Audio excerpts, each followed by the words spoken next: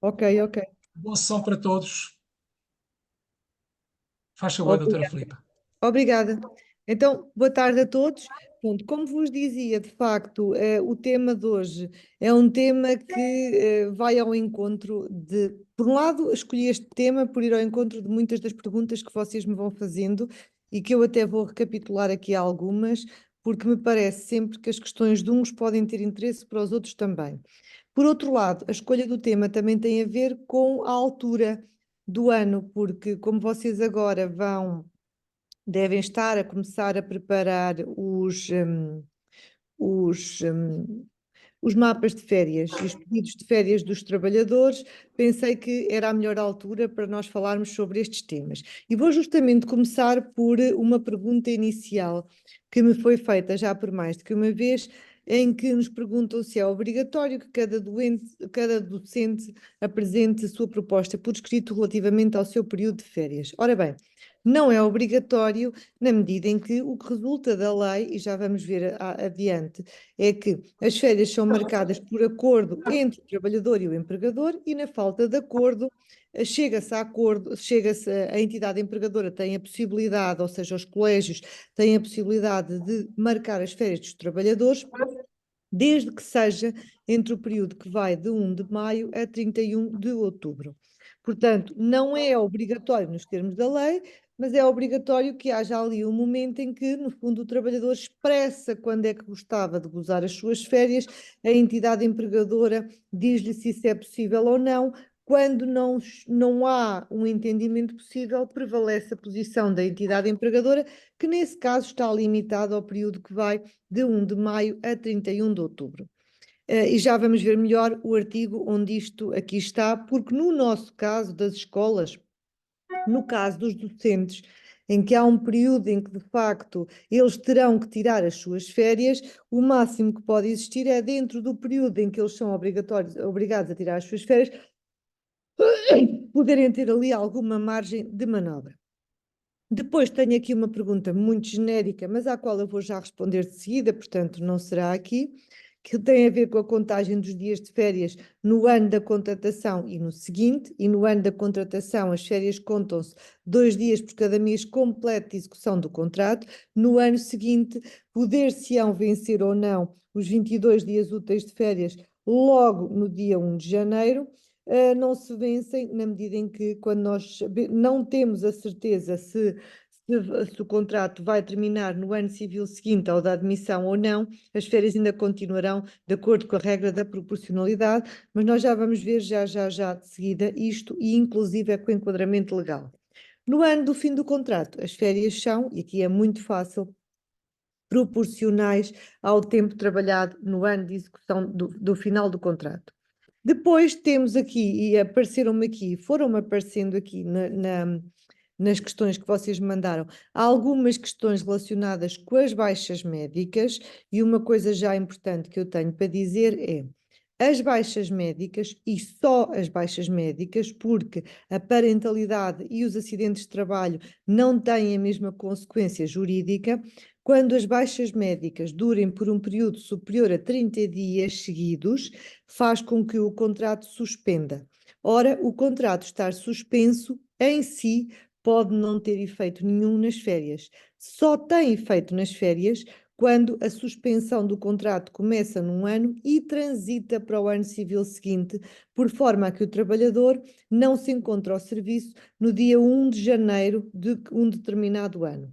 Quando isso acontece, quando no dia 1 de janeiro o contrato de trabalho de um trabalhador está suspenso e o trabalhador não está ao serviço, e vejam que só está suspenso quando o trabalhador está de baixa e só baixa por um período superior a 30 dias, não se vence em férias, como não se vence em férias, a entidade empregadora não é responsável pelo pagamento do respectivo subsídio de férias, terá o trabalhador, e é ao trabalhador que compete fazê-lo, terá o trabalhador que solicitar à Segurança Social o pagamento da prestação compensatória do subsídio de férias relativamente a esse período. Um, e depois, pronto, tem a ver com a questão do gozo, portanto, das perguntas que aqui me vão fazendo, eu até, no fundo, a forma como eu estruturei a própria formação vai muito ao encontro das respostas que vocês precisam para essas perguntas. Então, começando desde já pelo enquadramento legal, deixa-me só ver se tenho aqui alguma pergunta. Sabem que, como sempre, estarão à vontade para irem colocando as perguntas que quiserem. Se quiserem, tenho aqui já, o Colégio Dom Diogo de Sousa diz: os docentes convocados pelo Ministério da Educação para correção das provas de exames podem ver as suas férias interrompidas. Podem, sim, ou melhor, podem nem sequer ter as férias, autorizar a marcação das férias para aquelas datas. As férias, também existe aqui esta situação, que é, uma vez marcadas, e portanto, se esta convocatória para os exames é anterior à marcação das férias, deve ser contemplada pela entidade empregadora e o trabalhador aí já não terá férias marcadas para aquela data. Mas vamos imaginar que o trabalhador marcou férias para aquelas datas e só depois disto é que há esta convocatória para a marcação das férias. Então aí o que vai acontecer é que, por motivos imputáveis ao funcionamento da entidade empregadora, neste caso é isso que nós vamos invocar, pode haver lugar à interrupção das férias, tal como também poderia haver lugar ao adiamento das férias. E vamos ver uma e outra situação já de seguida. Então, o enquadramento legal das matérias que nós hoje vamos ver, vocês vão encontrá-los, e eu agora vou passar a fazer isto sempre nas nossas formações, que é começar por vos dizer no vosso instrumento de regulamentação coletiva de trabalho, o contrato coletivo de trabalho da CNEF com a SFNE, e no Código do Trabalho, onde é que vocês vão encontrar a justificação legal para aquilo que eu aqui estou a dizer. Já vos disse isto e creio eu que algumas vezes, por muito que eu goste das matérias que dou, mais importante que aquilo que eu digo ou que outra pessoa diz é aquilo que efetivamente está na lei. E é esse conhecimento rigoroso que eu gostava de passar aqui para que vocês não estejam aqui só a ouvir-me, percebam onde é que está o fundamento para aquilo que eu estou a dizer. Então, pode ser encontrado nas cláusulas 30 e 30ª e seguintes do vosso instrumento de regulamentação coletiva de trabalho. Tenho aqui uma pergunta da contabilidade que diz: o subsídio de férias de 2017, de um período de ausência da trabalhadora por licença parental, não foi pago pela entidade e foi recusado pela Segurança Social. Tem que a entidade fazer hoje o seu pagamento, embora verdadeiramente o valor até já prescreveu, porque são 5 anos para os créditos salariais, mas é obrigação da entidade, nestes casos que são parentalidade é equiparada a serviço efetivo, portanto o trabalhador está ausente, mas é como se estivesse a trabalhar. Logo, vencem-se os 22 dias úteis de férias, vencendo-se os 22 dias úteis de férias, é a entidade empregadora que tem a responsabilidade pelo pagamento do respectivo subsídio. Bom, então, cláusulas 30ª e seguintes do vosso instrumento de regulamentação coletiva de trabalho, aqui, sem problema, Nina, e artigos 237 e seguintes do Código do Trabalho. Começando pelo vosso instrumento de regulamentação coletiva de trabalho, e eu creio que já aqui tivemos a oportunidade de ver que vocês vão sempre começar a leitura para qualquer questão por aquilo que é especial, porque naquelas matérias que são especiais, e normalmente são aquelas em que são mais benéficas na perspectiva do trabalhador, aplica-se o contrato coletivo de trabalho. Nós só vamos para o Código do Trabalho naquelas partes, e são muitas, onde o contrato coletivo de trabalho nada diz, ok? Então vamos começar pelo contrato coletivo de trabalho. Relativamente às férias, diz então que os trabalhadores abrangidos por esta convenção têm direito a um período mínimo de férias retribuídas em cada ano civil, nos termos da lei. O direito a férias adquire-se com a celebração do contrato de trabalho e vence no dia 1 de janeiro de cada ano civil, ok? Até aqui nada de novo e é, aliás, exatamente igual ao que está no Código do Trabalho. Agora, aqui é importante porque nós temos que o período anual de férias tem a duração mínima de 22 dias úteis de férias, mas há trabalhadores que podem ter mais 2 dias de férias, ou seja, passar dos 22 para os 24, e quem é que são? Os trabalhadores com filhos portadores de deficiência até aos 18 anos de idade, Os trabalhadores com mais de 50 anos de idade e avaliação mínima de 4, os trabalhadores com menos de 50 anos de idade e avaliação de desempenho de 5. Depois temos, e aqui é igual ao Código do Trabalho, que o empregador elabora o mapa de férias, é a entidade empregadora que faz o mapa de férias, o que significa que, quando nós muitas vezes ouvimos os trabalhadores dizerem eu marquei as minhas férias, os trabalhadores nunca marcam férias. Os trabalhadores pedem para gozar férias num determinado período e a entidade empregadora logo verá se é possível ou não eles gozarem no período em que pedem. O empregador elabora o mapa de férias com indicação do início e do termo do período de férias de cada trabalhador até 15 de abril de cada ano e mantém-no afixado nos locais de trabalho entre esta data e o dia 31 de outubro. Por isso é que eu escolhi este tema para falarmos hoje, porque começa a partir do dia 15 a obrigatoriedade de fixar o mapa de férias e vai-se manter.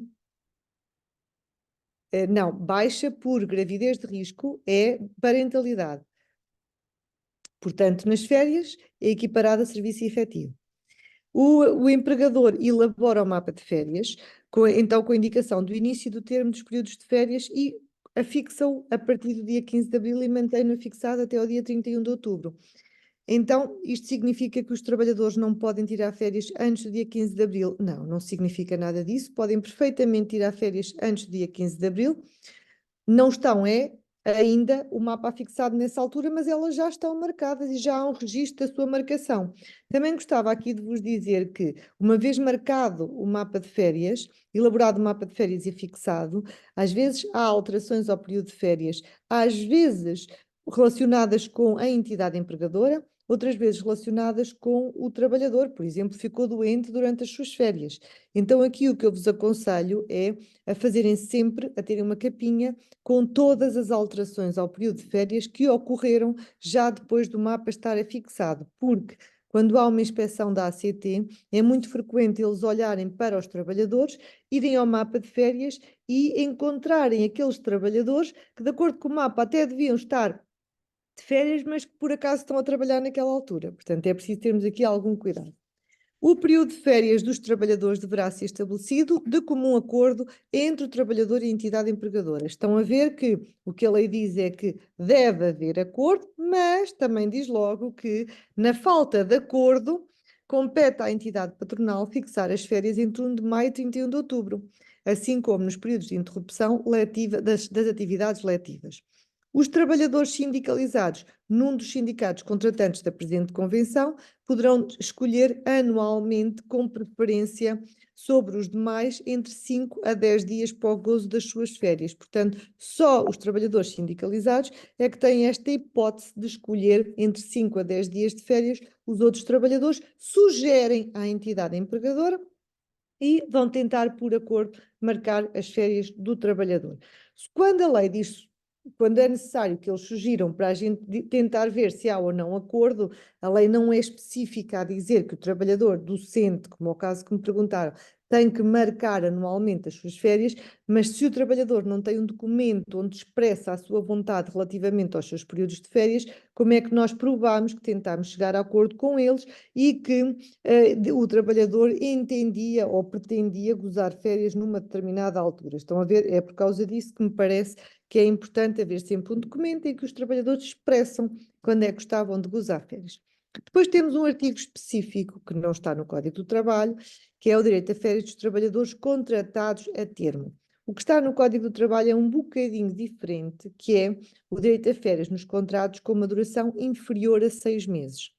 Os trabalhadores admitidos por contrato a termo, cuja duração inicial ou renovada não atinja 6 meses, têm direito a um período equivalente, de férias equivalente a 2 dias úteis por cada mês completo de duração do contrato, contando-se para este efeito todos os dias seguidos ou interpolados em que foi prestado o trabalho. Na prática, a redação é um bocadinho diferente, mas o sumo deste artigo é parecidíssimo com aquilo que está no Código do Trabalho, que é os contratos com menos de 6 meses de duração, o trabalhador tem 2 dias úteis por cada mês completo e vencem-se antes do fim do contrato, ou se não se vencerem, ele vai deve gozar antes do fim do contrato, ou se não, por acordo, pode gozar mais tempo. Nos contratos cuja duração total não atinja 6 meses, o gozo das férias tem lugar no momento imediatamente anterior ao da cessação, salvo acordo. Temos depois os impedimentos prolongados, que são o quê? As ausências por motivo de doença, por um período superior a 30 dias seguidos. Determinam a suspensão do contrato, o impedimento temporário por facto não imputável ao trabalhador, que se prolongue por mais de um mês, nomeadamente o serviço militar ou serviço cívico substitutivo, doença ou acidente. O grosso dos nossos casos de suspensão do contrato é por motivo de doença. O contrato caduca no momento em que se torne certo que o impedimento é definitivo, quando o trabalhador estiver impedido de comparecer ao trabalho por facto que não lhe seja imputável, nomeadamente doença ou acidente, mas aqui não é acidente de trabalho, porque o acidente de trabalho, por lei, é equiparado a serviço efetivo. É um acidente simples, está bem?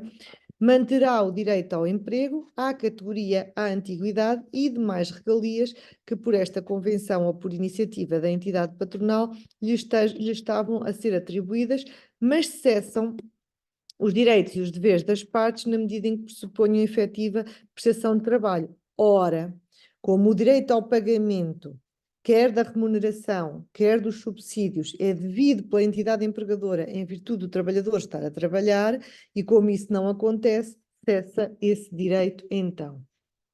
No caso de um professor com acidente de trabalho desde setembro de 2023 e ainda decorre, é considerado que o seu contrato está suspenso.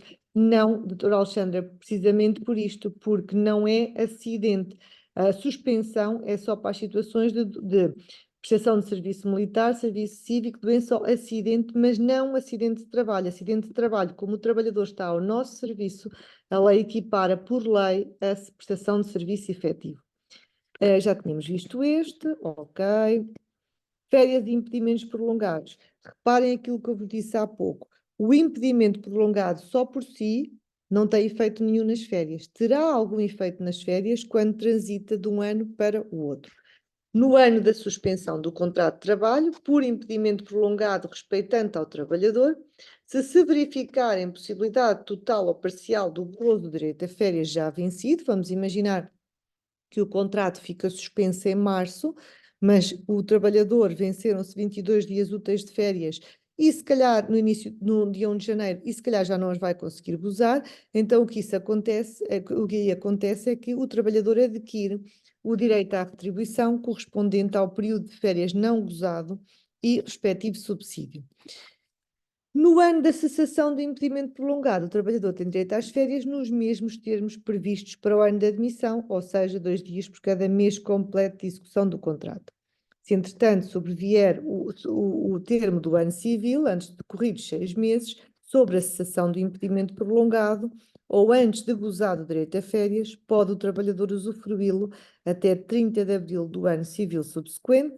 Cessando o contrato após impedimento prolongado, respeitante ao trabalhador, este tem direito à retribuição e ao subsídio de férias correspondentes ao tempo de serviço prestado no ano do início da suspensão. E isto é aquilo que diz, e é muito pouco, e aliás em muitas coisas vai bater no Código do Trabalho. A única coisa de novidade que eu vejo aqui relativamente a vocês é o facto das férias poderem ser aumentadas em 2 dias para estes trabalhadores que aqui estão enunciados e o facto dos trabalhadores sindicalizados poderem escolher entre 5 a 10 dias úteis, a 10 dias para o gozo das suas férias. Portanto, são muito poucas as coisas em que o vosso contrato coletivo de trabalho inova relativamente à lei geral. Na lei geral encontramos, evidentemente, muito mais artigos e eu destaquei aqui os únicos artigos na lei geral e por acaso aqui tenho uma coisa, os únicos artigos na lei geral que sofreram alterações por força da Agenda para o Trabalho Digno. E vou aqui só porque... ok, já percebi o que é que aconteceu. Eu aqui ocultei o slide, um slide, e portanto já o vou colocar aqui de novo, que é este aqui. Portanto, a Lei Geral, Código do Trabalho, começa a regular as férias no artigo 237, que não sofreu alteração nenhuma com a Agenda para o Trabalho Digno, Mas o artigo 238 sofreu uma alteração com a agenda para o trabalho digno, na medida em que este artigo 238 diz que o trabalhador pode abdicar do gozo do número de dias de férias que excedam os 20 dias por ano, ok? Mas a novidade agora é que diz que o trabalhador pode pedir para, em vez, tem o direito, portanto, deixem-me só para. O trabalhador tem o direito de pedir para substituir um dia de trabalho, um dia de trabalho em que faltou, por um dia de férias e a entidade empregadora não se pode opor a que isto aconteça. Esta questão de antes já estava na lei, só que a entidade empregadora podia se opor a que isto acontecesse e agora não. Depois temos um outro artigo com os casos especiais de duração do período de férias, outro com o ano do gozo das férias, temos um outro com a marcação do período de férias. E depois temos, também aqui alterado por força da agenda para o trabalho digno, o artigo sobre o encerramento para férias, que vem então permitir que a entidade empregadora possa ficar fechada durante algum período das férias, que é aquilo que acontece e que os trabalhadores designam por marcaram-me dias de férias. Quando a entidade fecha, todos os trabalhadores terão que tirar férias nas mesmas alturas. A alteração do período de férias por motivo relativo à empresa, por exemplo, aquilo que vocês disseram logo no início, a marcação do serviço de exames, é um bom exemplo em que, por motivos relacionados com o colégio, o trabalhador tem que alterar as suas férias, mas também há situações em que as férias podem alterar por motivo relacionado com o trabalhador, nomeadamente a doença ou a parentalidade. Efeitos da cessação do contrato de trabalho no direito a férias, violação do direito a férias e, esta muito importante, exercício de outra atividade durante as férias, que vou rapidamente dizer em que é que consiste. Os trabalhadores no direito do trabalho privado, como é o caso das vossas escolas, podem acumular funções com o trabalho prestado noutro sítio. Ao contrário do que acontece na administração pública, em que existe um princípio geral de não concorrência e de dedicação a tempo inteiro à entidade empregadora, no setor privado existe este princípio de que há o princípio da liberdade do trabalho. O trabalhador pode trabalhar onde quiser, desde que não faça concorrência direta ou indireta à própria entidade empregadora. Mas não obriga a pedir, mas se a entidade empregadora não sabe que o trabalhador trabalhava noutro sítio para além de trabalhar no colégio, e se no seu período de férias do colégio for encontrado a trabalhar noutro sítio, de acordo com o artigo 247, é obrigado a devolver a retribuição das férias e o respectivo subsídio e tem um processo disciplinar por ter trabalhado durante as suas férias. O mesmo não acontece se, porventura, a entidade empregadora já sabia que o trabalhador, durante as suas férias, trabalhava noutro sítio. O Colégio de Gaia pergunta, no que toca à substituição de um dia de falta por um dia de férias, a mesma requer uma autorização prévia? Pois, requer sempre uma autorização prévia, mas eu agora não lhe vou chamar autorização, vou-lhe chamar uma mera comunicação, uma vez que, de acordo com este artigo, o trabalhador pede e a entidade empregadora não se pode opor a esta substituição, ok? Também pode, é assim, em princípio teria que ser prévio. Pode eventualmente ser uma situação em que o trabalhador faltou e não era previsível, e depois do trabalhador ter faltado, vem pedir que, em vez de naquele dia lhe marcarem uma falta com perda de remuneração, que substituam aquela falta por um dia de férias. E pode pedir, e mais uma vez, a entidade empregadora não se pode opor a que isto se verifique. Então, eu vou agora entrar e eu acho que o esquema que eu aqui vos trago e que já partilhei com vocês noutras alturas, mas eu hoje alterei algumas coisas e quis aqui trazer alguns exemplos práticos, acho que é um esquema que vos vai ajudar a resolverem os vossos casos práticos de contagem dos dias de férias. Agora, devo dizer que esta matéria das férias é uma matéria que é uma matéria complexa E é complexa porque, primeira razão para ser complexa. Dentro do direito a férias, nós temos sempre 4 subdireitos. Temos a aquisição do direito a férias, que acontece quando o contrato é celebrado ou se inicia a sua execução. A consolidação do direito a férias, à medida que o contrato se vai exercendo, o trabalhador vai adquirindo 2 dias por cada mês completo de execução do contrato. O vencimento do direito a férias, que vencem-se ao fim de 6 meses completos de execução do contrato, e o gozo do direito a férias, que só depois das férias estarem vencidas é que se podem gozar. Ok. Então, tenho aqui mais uma pergunta do Colégio Dom Diogo de Sousa. Os docentes deslocados para outras escolas na qualidade de professores classificadores das provas orais, apenas no Ministério da Saúde tem interesse nesse serviço, não estão ao serviço da entidade patronal. Não estão ao serviço da entidade patronal, é bem verdade, mas eu diria que é um interesse relacionado com os interesses levados a cabo pela entidade empregadora, que é o interesse do ensino. E, portanto, como está relacionado com o serviço que eles fazem para nós, eu diria que aplicar-se-ia aquele artigo da suspensão e interrupção das férias. A companhia de seguros não se responsabiliza no caso de acidente pelos danos sofridos pelos docentes. Nesta situação, quem é o responsável? O Ministério da Educação, porque foi quem os deslocou para a realização destes exames.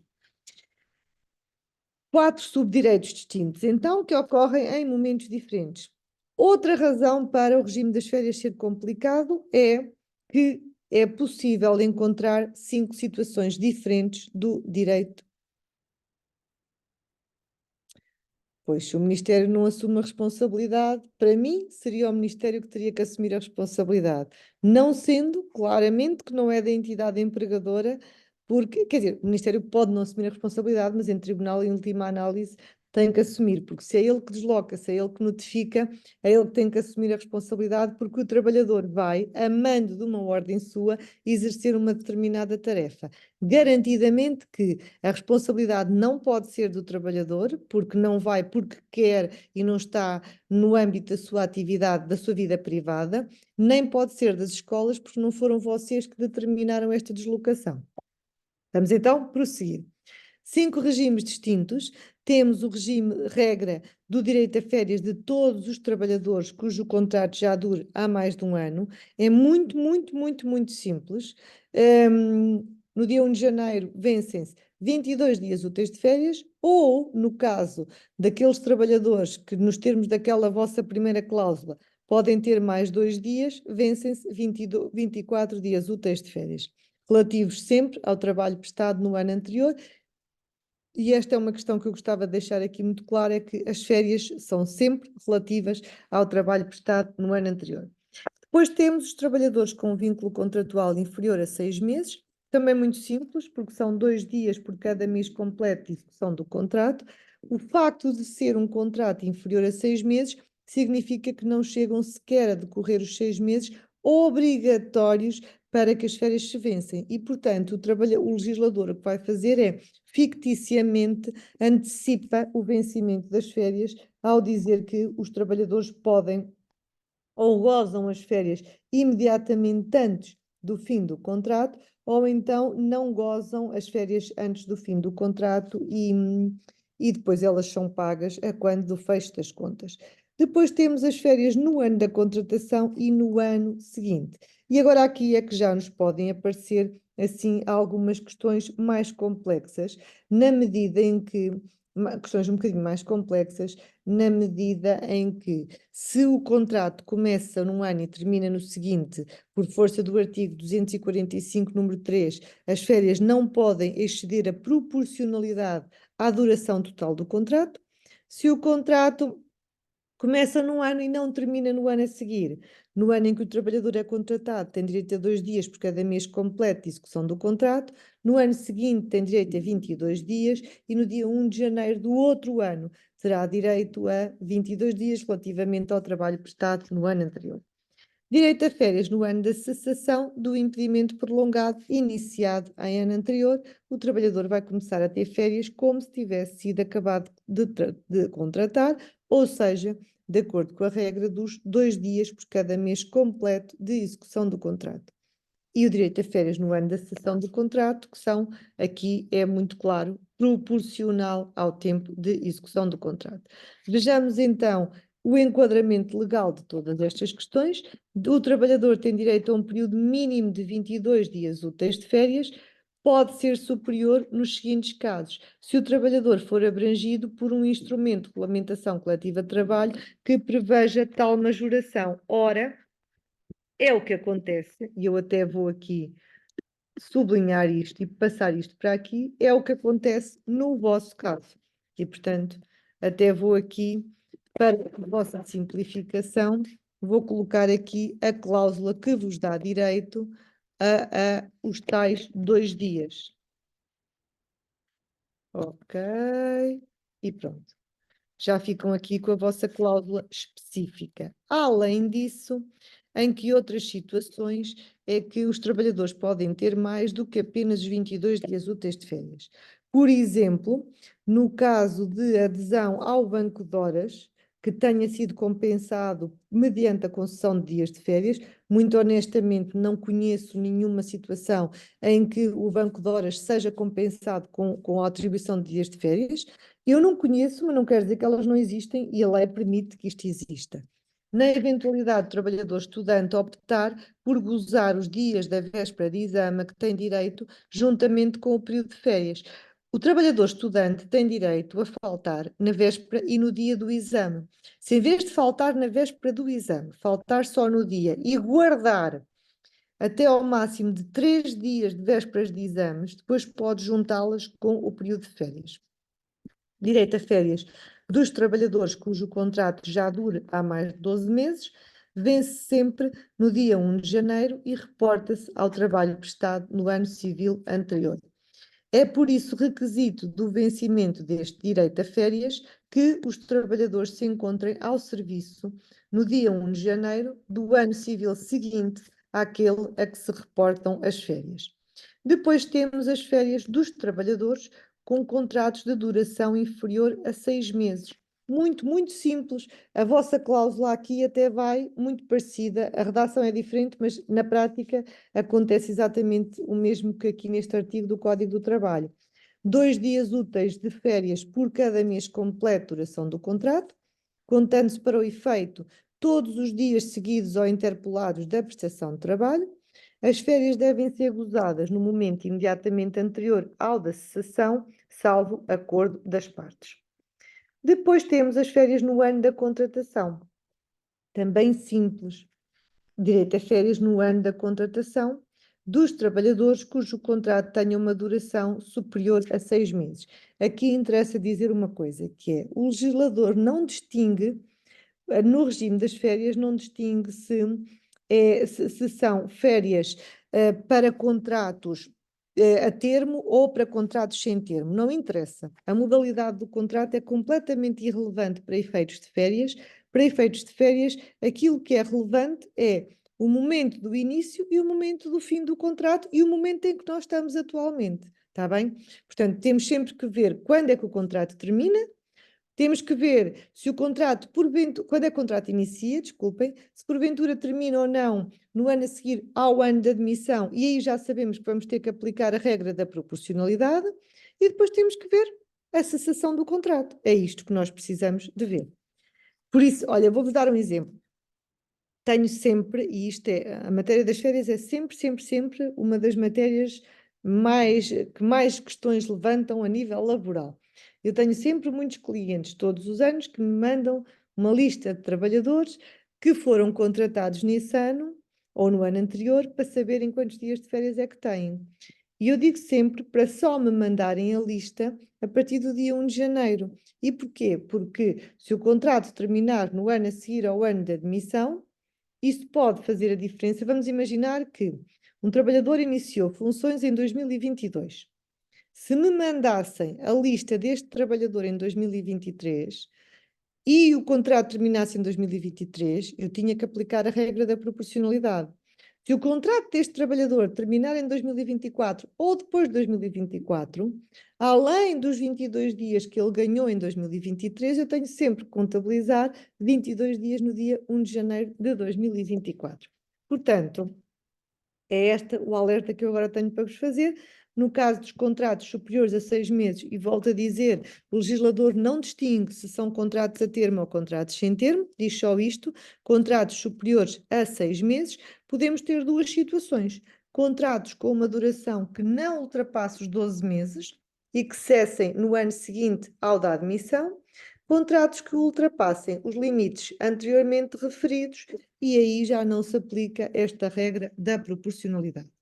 Agora é simples, é no ano em que o trabalhador é contratado, adquire 2 dias por cada mês completo de execução do contrato, mas nunca tem direito a mais do que 20 dias no ano de admissão.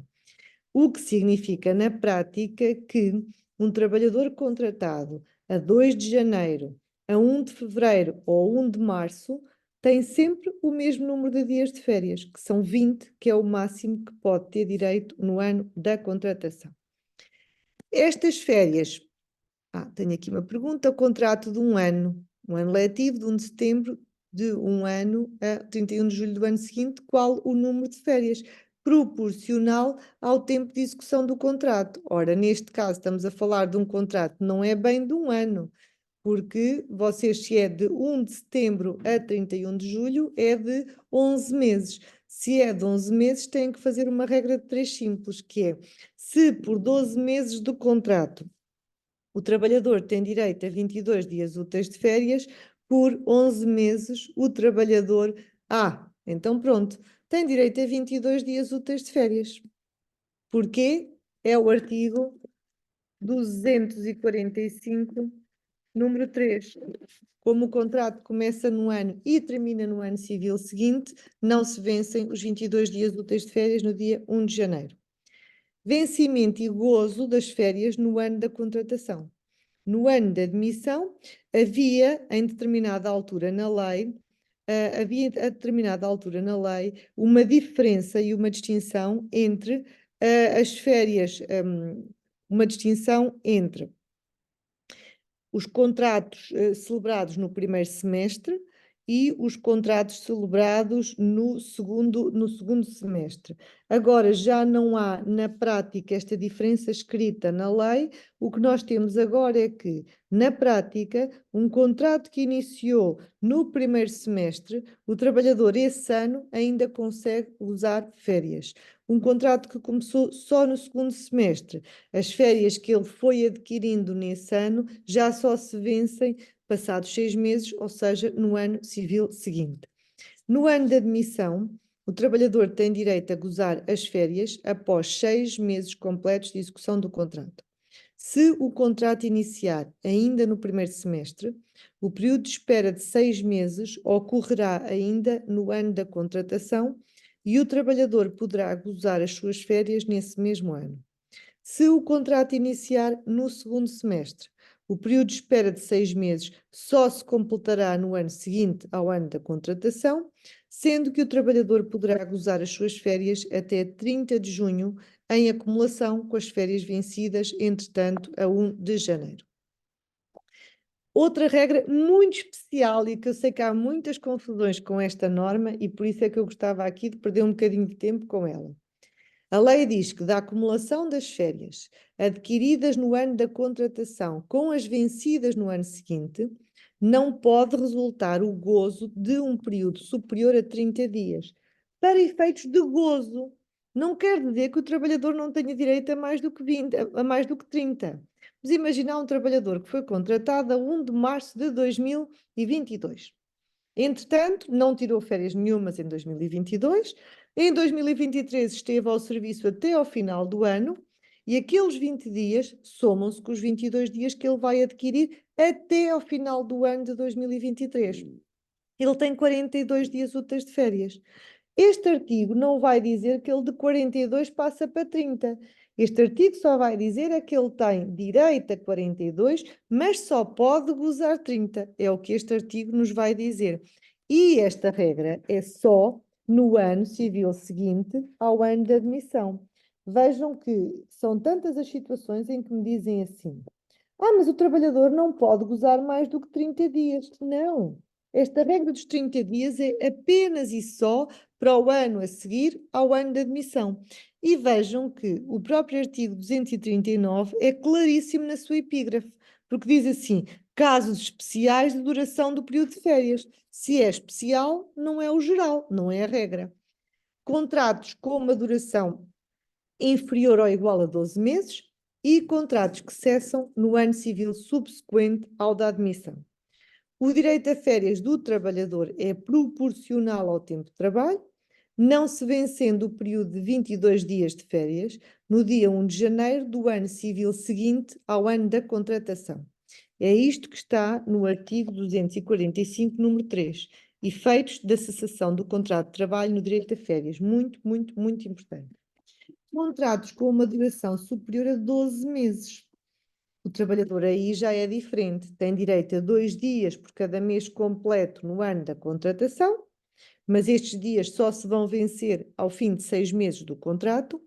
Tem direito a 22 dias, não no dia 1 de janeiro, porque se nós dermos 22 dias logo no dia 1 de janeiro, se por algum motivo o contrato chegar ao fim no ano seguinte ao da contratação, o trabalhador não tem direito àqueles dias todos, só tem direito ao proporcional, e 22 dias no dia 1 de janeiro do ano seguinte. Depois temos o direito a férias no ano da cessação do impedimento prolongado. Já vimos que, por impedimento prolongado, se considera apenas e só as ausências ao serviço por motivo de doença ou cumprimento da lei de serviço militar ou outra dessas situações, que sejam superiores a 30 dias úteis, a 30 dias seguidos, está bem? E esta situação pode não ter efeito nenhum nas férias se o contrato inicia, o impedimento inicia num ano e termina no mesmo ano. Direito a férias no ano da cessação do impedimento prolongado. No ano da cessação do impedimento prolongado, iniciada em ano anterior, o trabalhador tem direito a férias nos seguintes termos: 2 dias úteis por cada mês completo de duração do contrato, até ao limite de 20 dias, os quais se vencem após 6 meses completos de execução do contrato. E é aqui que eu vos digo que pode haver uma diferença entre férias de trabalhadores contratados no primeiro semestre e trabalhadores contratados no segundo semestre. A doutora Lucília diz assim: no caso que deu do funcionário ter direito a 42 dias de férias, só pode gozar 30 no ano a seguir ao ano da contratação. E os outros dias, quando pode gozar? Olha, eventualmente podia gozar no ano em que os adquiriu, não é? Se não os gozou no ano que adquiriu, não pode no ano a seguir ao ano da contratação, pode ser no outro ano à vontade. Ou então pode não os gozar e pedir para que sejam pagos, porque o artigo 238 permite que o trabalhador renuncie ao número de dias de férias que excedam 20 dias por ano. Temos aqui então duas situações distintas. Trabalhadores cujo impedimento prolongado se iniciou e cessou no mesmo ano civil. O trabalhador, como está ao serviço no dia 1 de janeiro do ano civil seguinte ao do início da suspensão do contrato, vê vencer-se na sua esfera jurídica o direito a 22 dias úteis de férias, como sucede relativamente aos demais trabalhadores que estiveram ao serviço o ano inteiro. Trabalhadores cujo impedimento prolongado se iniciou num ano e cessou no ano seguinte, não se vence o direito a 22 dias de férias, porque o trabalhador não está ao serviço no dia 1 de janeiro. Após o seu regresso, o trabalhador adquirirá o direito, começa outra vez a adquirir o direito a 2 dias úteis por cada mês completo de execução do contrato até ao limite de 20 dias. Mas, se quando inicia o período de impedimento, se o trabalhador não tiver gozado as férias que se venceram no ano em que se iniciou o impedimento, tem direito a recebê-las. Tenho depois aqui alguns exemplos, mas não vamos aqui. Colégio de Gaia pergunta: um trabalhador que esteve de baixa de agosto de 2020 a agosto de 2023, neste momento tem direito a 22 dias úteis de férias vencidos a 1 de janeiro de 2024, juntamente com os proporcionais de 2023, mais respectivos subsídios? Certíssimo. Ou seja, o que este trabalhador vai ter que fazer é ir pedir, requerer à Segurança Social o pagamento da prestação compensatória das férias relativas ao tempo em que esteve de baixa em 2020, ao ano inteiro de 2021 em que esteve de baixa, ao ano inteiro de 2022 em que esteve de baixa. Quando ele regressa em agosto de 2023, vai começar a adquirir 2 dias por cada mês completo de execução do contrato, até, neste caso, agosto, setembro, outubro, novembro, dezembro, 10 dias, mais 22 dias no dia 1 de janeiro de 2024, e vou pegar no seu exemplo para dizer que este ano, em concreto, como não é o ano a seguir ao ano da contratação, pode perfeitamente gozar, neste caso, estes 32 dias a que tem direito, está bem? Não esqueçam aqui, porque é muito importante, que o trabalhador tem que ir requerer à Segurança Social a prestação compensatória do subsídio de férias. Direito a férias no ano da cessação do contrato. Quando o contrato termina, o trabalhador tem direito à retribuição de férias e respectivo subsídio, proporcionais ao tempo de serviço prestado no ano da cessação, e a valores correspondentes a férias vencidas e não gozadas. Férias vencidas no dia 1 de janeiro e que o trabalhador não conseguiu gozar. Se a cessação do contrato estiver sujeita a aviso prévio, o gozo do período de férias pode ser antecipado.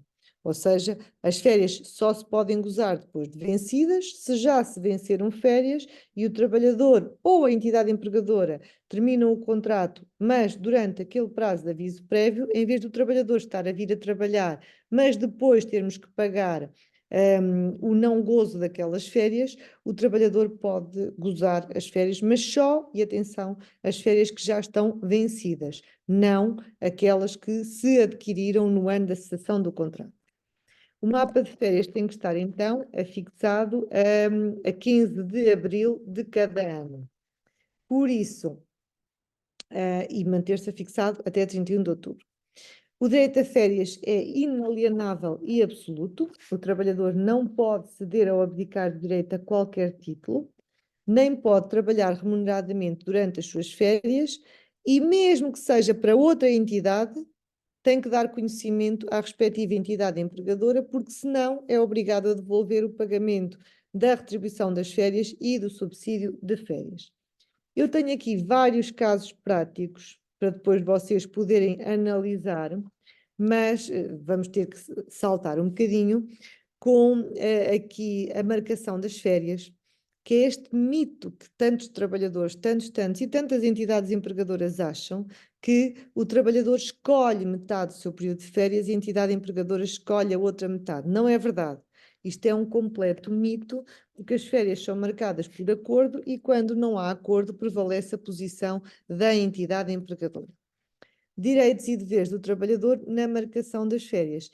Há aqui uma situação que é, quando da marcação das férias, há uma obrigatoriedade de um dos períodos abarcar, obrigatoriamente, 10 dias úteis consecutivos. Chama-se isto o princípio da continuidade das férias. Mas isto não quer dizer que sejam escolhidas por uma ou por outra parte. Quer dizer que, quando marca férias, um dos períodos obrigatoriamente tem que ter os 10 dias úteis seguidos. Um trabalhador que entre de baixa, atenção, baixa por doença, espero que seja isto que vocês me estão a dizer, a 7 de janeiro de 2023, a 25 de dezembro de 2023, dia 1 de janeiro de 2024, vence 22 dias úteis de férias, é verdade. Vence 22 dias úteis de férias porque há um artigo na lei, que é o 237, que diz que as férias não estão condicionadas à assiduidade ou efetividade do serviço. Portanto, o facto do trabalhador estar ao serviço no dia 1 de janeiro faz com que se vençam os 22 dias relativamente ao trabalho prestado no ano anterior. Bem sei que é muito injusto, mas também quem vos disse que a lei era sempre justa enganou-vos, e, na verdade, se há matéria em que a lei não é justa de todo, é justamente na matéria das férias. O Colégio de Gaia pergunta, assim sendo, o trabalhador vai pedir à Segurança Social a prestação compensatória de subsídio de férias referente ao período de janeiro a julho de 2023, enquanto a entidade patronal tem que pagar o subsídio de férias proporcional de agosto a dezembro de 2023, mais os subsídios, exatamente. Sofia, é possível um empregador que cessa o seu contrato de trabalho trocar os dias de aviso prévio por dias de férias ainda por gozar? É, Sofia, mas só se forem férias vencidas. E não é trocar os dias de férias, é relativamente às férias já vencidas, o trabalhador ou o empregador podem antecipar o seu gozo antes do fim do contrato. Portanto, não é uma troca, é uma antecipação. Em vez de elas serem pagas no fecho do contrato, acabam por ser gozadas. Mas isto só é possível fazer relativamente às férias já vencidas e não às férias vincendas. O que é que eu chamo de férias vincendas? São aquelas férias que o trabalhador adquiriu no ano em que o contrato terminou. Essas, como ainda não se venceram, não podem ser gozadas. As únicas que podem ser gozadas são aquelas que se venceram no dia 1 de janeiro de um determinado ano, seja ele qual for. São aqui algumas exceções do gozo das férias. Como é que se resolve o problema quando vários trabalhadores querem gozar férias no mesmo período? Os períodos mais pretendidos devem ser rateados, beneficiando alternadamente os trabalhadores em função dos períodos gozados nos 2 anos anteriores. Os cônjuges ou as pessoas que vivam em união de facto ou economia comum e que trabalham na mesma empresa ou estabelecimento têm direito a gozar as suas férias no mesmo período. Caso não se verifique prejuízo para o serviço, o mapa de férias deve ser elaborado até 15 de abril e manter-se fixado desde esta data até ao dia 31 de outubro. Aqui estão, então, as duas situações e cenários em que as férias podem ser alteradas ou adiadas.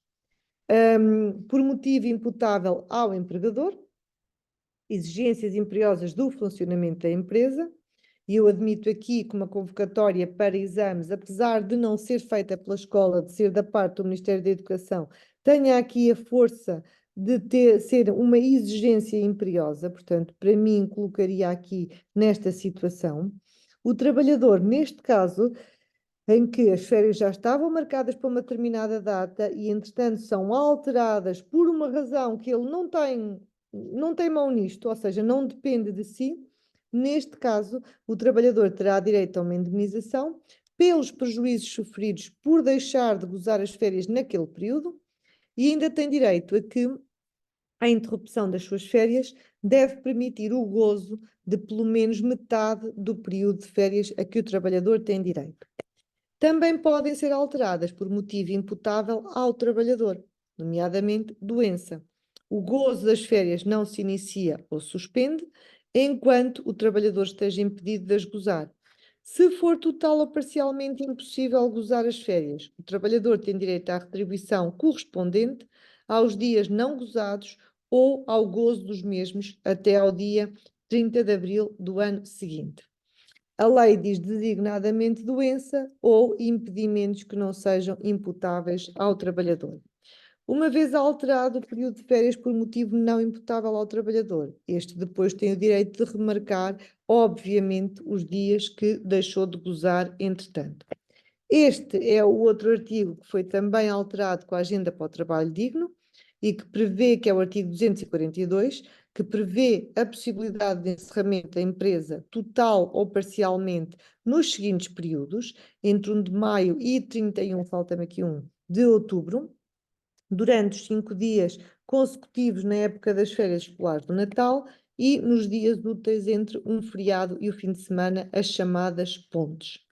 Quando é alterado o período de férias do trabalhador, ele tem direito, como já vimos há pouco, a ser indemnizado pelos prejuízos sofridos e à remarcação do período de férias em falta. Durante as férias, o trabalhador vai receber duas coisas: a retribuição das férias e o respectivo subsídio de férias. E depois tenho aqui, no fundo, um resumozinho de todos estes artigos. Portanto, começam aqui com o artigo 237 e o que é que daí vamos retirar, com o 238 e por aí adiante, com o objetivo, no fundo, de sintetizar todas estas matérias que acabámos de ver. A Escola Maria Eugénia coloca-me aqui também do Funchal, diz-me que, estando de baixa por doença no dia 1 de janeiro, fica a Segurança Social responsável pelo pagamento do período de suspensão, mas em relação ao gozo, se o contrato, atenção, Se o contrato está suspenso no dia 1 de janeiro, não é se o trabalhador está ausente. Porque, por exemplo, vamos imaginar, se o trabalhador entrou de baixa a 15 de dezembro de um ano, ele não está ao serviço no dia 1 de janeiro, se calhar, mas o contrato não está suspenso, ok? O contrato só está suspenso quando, das duas uma, no dia 1 de janeiro ele já estava de baixa há mais do que 30 dias, ou quando no dia 1 de janeiro já era certo que ele iria estar de baixa durante mais do que 30 dias seguidos. Só aí, porque nas outras situações isto não acontece. É que a Direção-Geral do Trabalho diz que não perde o direito ao gozo da totalidade dos dias. Não sei a situação exata, mas é assim. Se o contrato estiver suspenso a 1 de janeiro, não se vence em férias. Isto é líquido. E aqui a Direção-Geral do Trabalho não pode dizer diferente. Agora, pode é ele estar de baixa por doença, mas a 1 de janeiro o contrato ainda não está suspenso. Queremos esclarecer melhor quando é que ele entrou de baixa, para tentar perceber esta situação. Porque garantidamente que se o contrato estiver suspenso a 1 de janeiro, não se vence em férias. Só há é a questão do pagamento de subsídio e essa é da responsabilidade da Segurança Social. Gostava de saber melhor o que é que aí se disse. Os trabalhadores que recebem complementos por coordenação devem recebê-los no subsídio de férias? Boa pergunta, Sofia.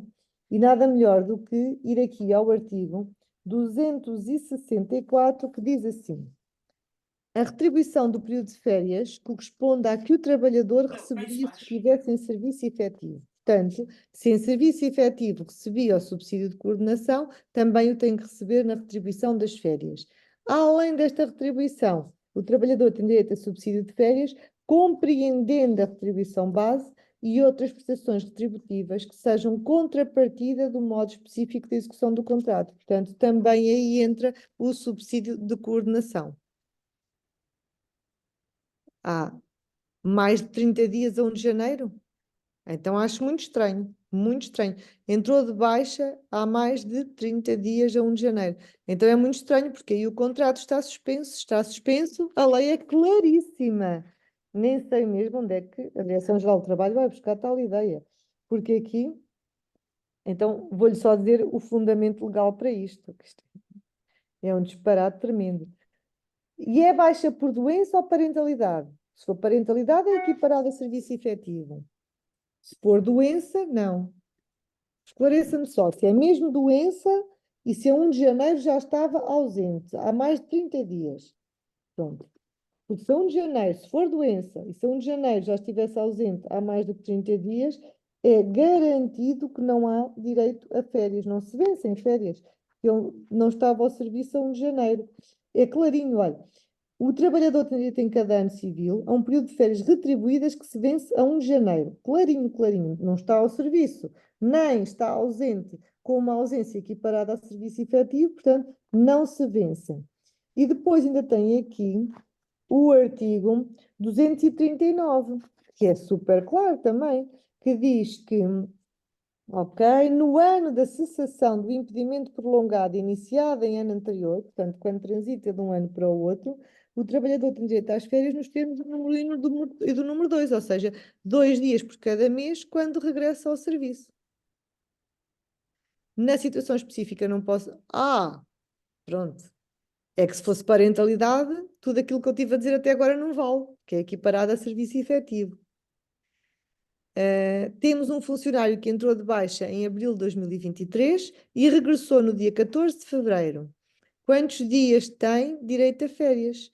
Então, regressou a 14 de fevereiro, regressou no ano seguinte. Ao regressar, vai ter 2 dias por cada mês completo de execução do contrato, até ao máximo de 20 dias no ano de 2024 e no dia 1 de janeiro de 2025 terá direito a mais 22 dias úteis de férias. Ana Cristina pergunta: ao fim de 3 anos de baixa, o trabalhador não regressa ao trabalho e continua a apresentar atestado de doença há 2 anos. Pode regressar a qualquer altura e continua a manter os seus direitos, nomeadamente de férias que não gozou há 5 anos? Pode, Ana Cristina, embora o que a lei diz é que quando o trabalhador vai de baixa, Mas se depois já não... ponha a dar direitos, senão Eu depois. vou pedir a quem tem o micro ligado, Paula, por favor, para desligar, está bem? Se quando o trabalhador vai de baixa não é possível gozar as férias que estavam vencidas, elas deveriam ser pagas. Se não foram pagas na altura, têm que ser agora, está bem? E, portanto, ele agora, quando regressa, vai começar a ganhar 2 dias por cada mês completo de execução do contrato. O facto de já estar de baixa há tanto tempo só é de estranha, é possível, mas só nos casos em que a baixa for derivada de uma deficiência, doença crónica ou doença oncológica. Nas outras situações, o período máximo de baixa em que pode estar é 18 meses. Dias de férias por parte da entidade empregadora têm de ser obrigatoriamente de 5 dias úteis. Dias de férias por parte... Esta não percebi. Dias de férias por parte da entidade empregadora têm de ser obrigatoriamente... Não compreendi esta pergunta. Não se importam só de esclarecer.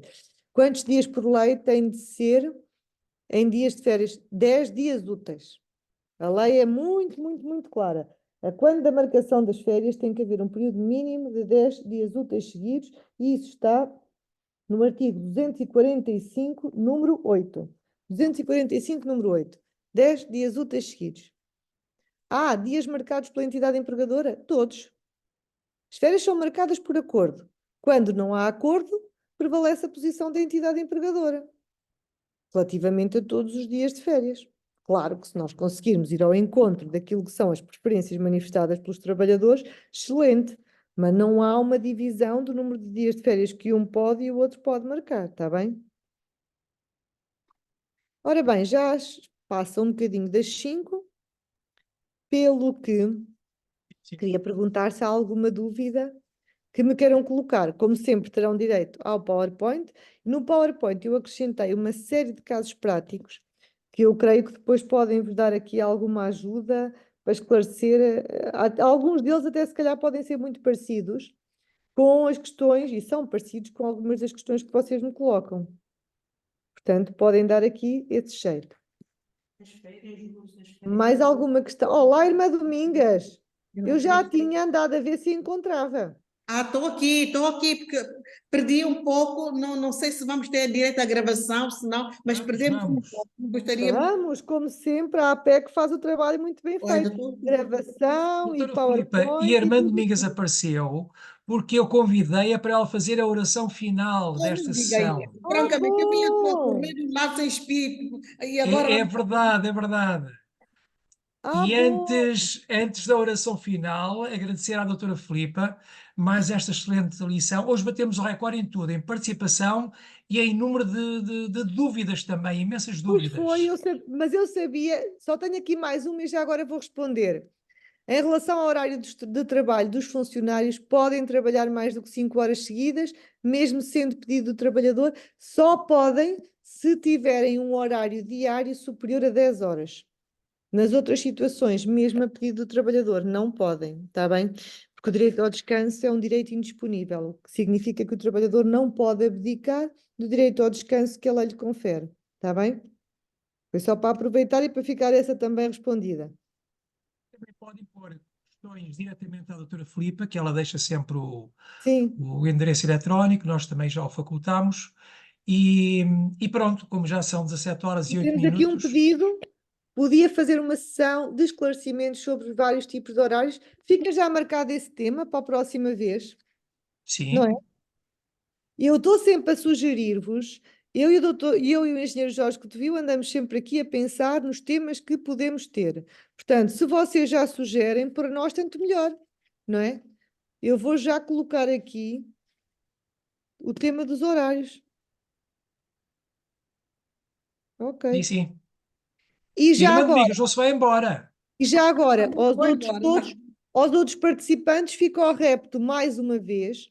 Nós temos marcada uma sessão, mas a minha ideia era fazermos mais do que uma até ao final do ano. Estas sessõezinhas curtinhas não custam nada e são sempre assim um refresh da matéria. Pronto, portanto, lancem desafios e lancem temas para cá que nós vamos ao encontro, está bem? Sim, sim. Irmã, Irmã Domingas. Sim, sim, sim. Então Pena vamos que agora então não terminar a tenha reunião. ido fora, desde o Nesta lado. Semana Santa, então a oração tem um valor muito especial. Irmã Muito Domingas, mesmo. faz favor. Ai, senhor, graças a Deus. Ai, sim, sim, sim. Não Então, nós estamos vamos a ver, agradecer. ouça, não estamos a ver. Liga o vídeo. Sim, ai, sim. Ok.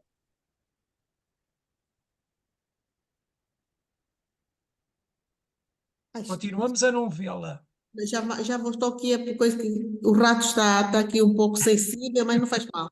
Oh, sim, o rato está muito sensível, não consigo abrir, tirar a câmara.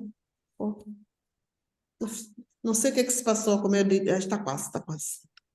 Ok, Mas estamos a ouvi-la bem. sim. Pronto, Olha, então, agora já estamos a ver qualquer coisa. sim. Então nós vamos agradecer a Deus por este momento tão rico e sobretudo a grande ajuda que nos é dada a todos com essa explicação da doutora Filipa, que nos deixa mais tranquilas, mais seguras para podermos exercer a nossa missão. E nesta grande semana, que é a semana maior de toda a vida cristã, em que celebramos o grande mistério, porque Jesus passou, que no fundo vai invocar no mistério da ressurreição, nosso Senhor Jesus Cristo, pedir ao Senhor que nos conceda a graça de podermos aproveitar e viver, acompanhar esta grande semana. E Pai nosso, que estás nos céus, santificado seja o Santificado vosso seja o nome. vosso nome. Venha Venha a nós o vosso reino. Seja Seja feita feita a vossa A vontade, vontade, assim assim na na terra terra como no como céu. no céu. o O pão O nosso de cada dia nos nos dai dai hoje. perdoai-nos, Perdoai-nos as as nossas ofensas, assim como assim nós como nós perdoamos perdoamos a quem nos tem quem nos tem ofendido. E não nos deixeis cair em tentação, em tentação, mas livrai-nos mas do mal. livrai-nos do livrai-nos mal. do mal. Amém. glória ao Pai, e ao Filho, e ao Espírito Santo. Como era no Era no princípio, princípio, agora e agora e sempre. sempre. Amém. Amém. Glória ao Pai, ao Filho, e ao Espírito Santo. Como era no Como era no princípio, princípio, agora agora e e sempre. sempre. Amém. Pai, do Filho e do Espírito Santo. Amém, irmã. Muito obrigado, irmã Domingas. Obrigada a Foi todos. muito assim em cima da hora. Ai, Não, foi uma oração esplêndida. Muito Obrigado a obrigada. todos. Uma E- boa Semana Santa e uma Santa Páscoa, está bem? Boa Páscoa Uma boa para tarde. todos. Obrigado, Também. doutora Filipa, também. boa tarde. Obrigada, Boa obrigada a Páscoa a todos. todos. Boa tarde. Boa tarde. Obrigada. Doutora Filipa, Sim, Obrigada. peço desculpa, eu vou começar agora a fazer as minhas férias, marcar as Sim. férias. sim. E eu não conseguia, não estive no princípio, não conseguia apanhar os três tipos de férias. 5 tipos de férias. Ainda mais, sim. E, Então são as férias dos trabalhadores com um contrato que já dura há mais de 12 meses, as férias dos trabalhadores no ano da contratação, no ano a seguir ao ano da contratação, no ano da cessação e no ano do fim do impedimento prolongado. Mas, ó irmã, se calhar o que eu lhe sugiro é, se tiver dúvidas, coloca-me as dúvidas para o e-mail da APEC. não, porque eu não, quer dizer, não ouvi nada, não é? E eu agora vou começar a marcar as férias, não é? E não queria contemplar, então essas fases, a ver o que é que tenho, o que é que não tenho, né? Ok. Sim, Então vai Depois vai ver a encaixar gravação. ali naquelas 5 situações, sim, está bem? E se tiver alguma dúvida, depois também me pergunta, está bem? ok. Sim, Tá? senhora. Então, Ok. Obrigada a boa tarde a todos. Vou encerrar a reunião. Obrigada. Tá bem. Obrigada. Adeus, doutora Filipa. Boa Se faz tarde. favor, até boa tarde, se faz favor. Licença.